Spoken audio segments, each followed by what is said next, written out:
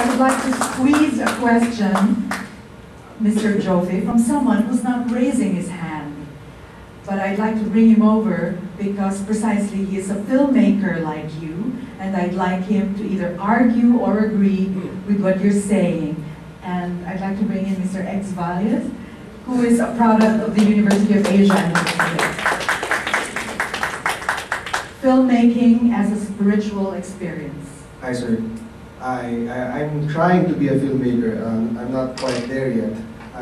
Congratulations, I really enjoyed your film. Thank you. They're squeezing a question from me. I'm still trying to digest the movie. But the first thing that came to mind while watching it was, I was wondering why you chose to shoot it in English and not in Spanish. Because I felt that I'm not sure what the effect would have been, but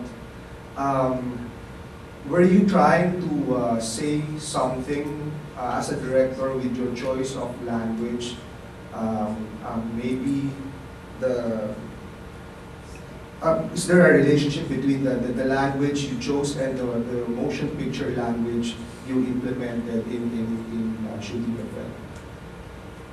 Well, it's a very good question, and in a way, it's very perfect because there's one simple reason why I shot it in English, and it's a demonstration, if you like, of one's weakness as a director, which was I couldn't get the money for the movie unless it was in English.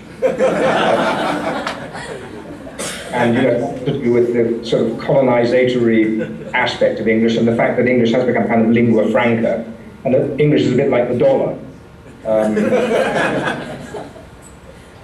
Though I could say the dollar's declining and English is changing. It's becoming a kind of Esperanto, I hope. No, I mean, in many ways I would like to have shot it in Spanish, although my Spanish would leave me behind. And it certainly, for me, was a little problematical that I wasn't shooting it in Spanish, because the Spanish language contains a whole urgency and essence of its own, which English doesn't. English is less...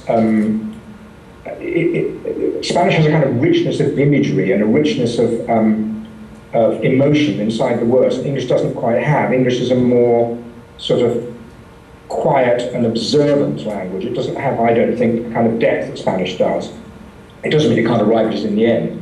So yes, I'd rather have written it in Spanish, but frankly, if I had, we'd still be talking about the movie now, but it wouldn't have been made, and you've been saying, why don't you make the movie? And to come back to filmmaking, of course, it is a spiritual experience, but like all spiritual experiences, it has one other big problem, which I should have mentioned, which it has to deal with the material world. And sometimes the material world appears to be more powerful than the spiritual one. All right, thank you very much. Thank you. Two ladies would like to ask you a question, one after the other. Good evening, Idol. You're my new idol right now. After the director of What Dreams May Come and the director of Avatar. Those are the two most favorite movies of all time. Those are the two most favorite movies of all time that I have seen. And this, your Derby Dragons, is the third one.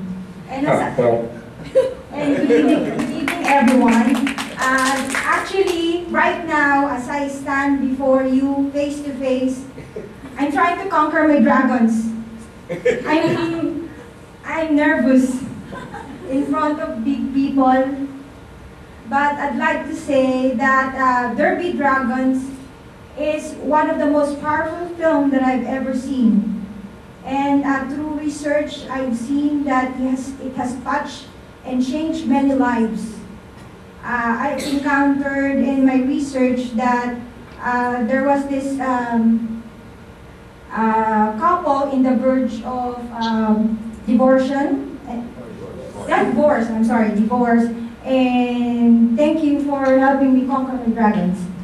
With that correction.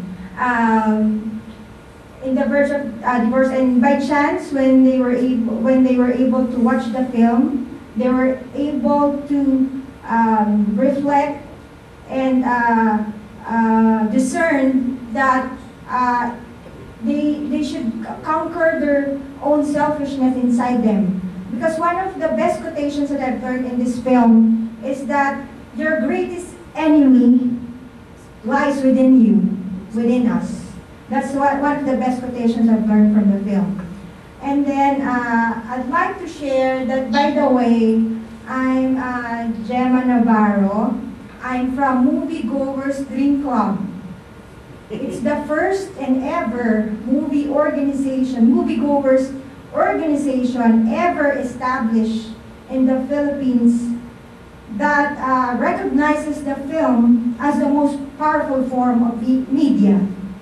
And as such, we use the film as a medium to help people seek their inner self, to define who they are and what they're meant to be, towards a common vision. A piracy-conscious world, if not a piracy-free world, because it's very, very hard to eradicate piracy. So it's very different to have a piracy world.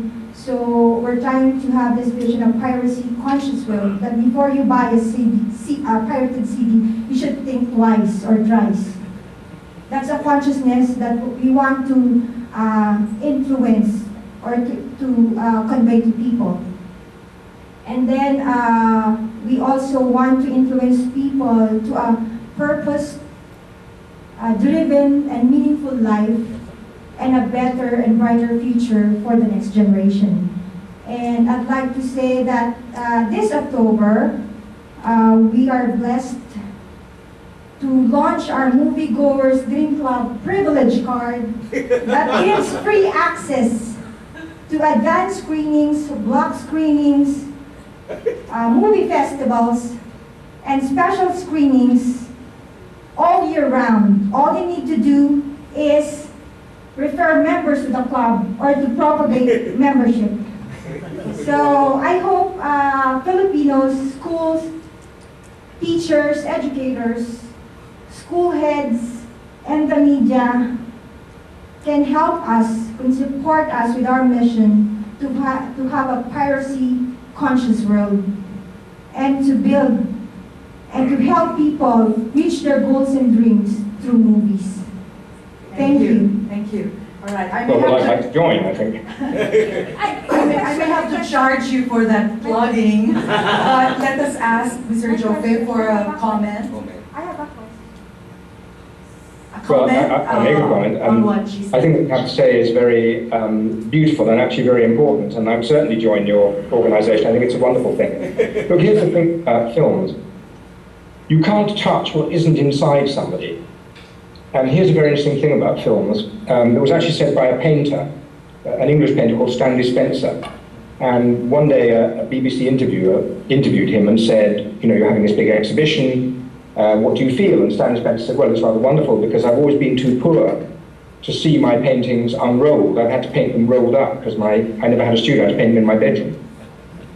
And the reporter said, but mind you, a lot of the press and critics kind of don't like your paintings. And Stanley Spencer paused for a moment, then he said, ah, yes, isn't that interesting?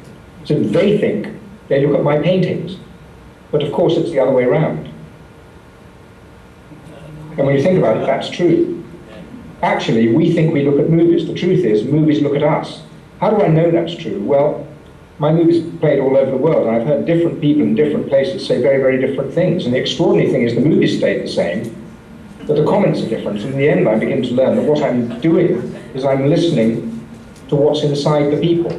And that's very humbling because you realize that actually you can't convert an audience, you can just find what is in people. And that's a rather wonderful thing because you can touch that and justify it and make it feel connected.